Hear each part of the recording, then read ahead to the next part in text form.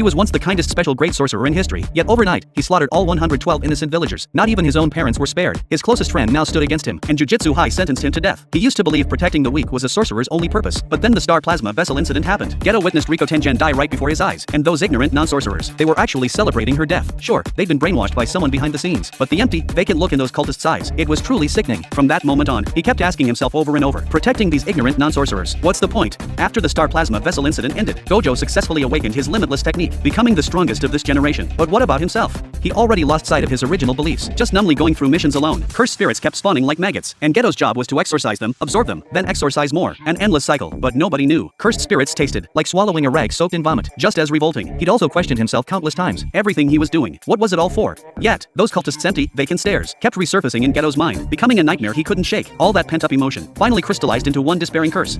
Filthy monkeys. Soon after, a certain woman appeared, completely changing Geto's fate.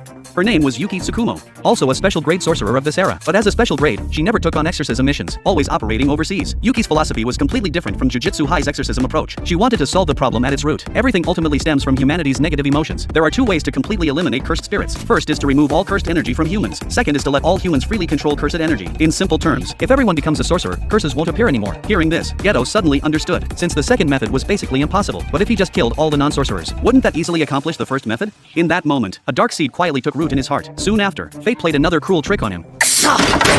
Geto students died during an exorcism mission. If a sorcerer's fate is watching their comrades die one by one, then what's the value in protecting these weak people anyway? Geto's final mission was to exorcise a curse at a village. This would completely shatter the principles he'd held onto. He'd already eliminated the curse causing the incident, but just because two little girls had some cursed energy, the villagers insisted that everything was these two girls' fault. These filthy monkeys aren't worth protecting at all. Everyone.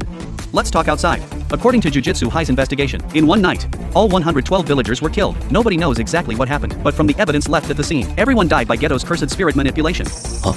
Though it's unclear why he did this, the footprints at the scene prove even his own parents weren't spared. Though Gojo didn't want to believe it, the evidence was there. He had no choice but to accept this brutal reality. Soon after, Gojo found Geto to create a world with only sorcerers. So you're going to wipe out all non-sorcerers? How could you possibly pull that off?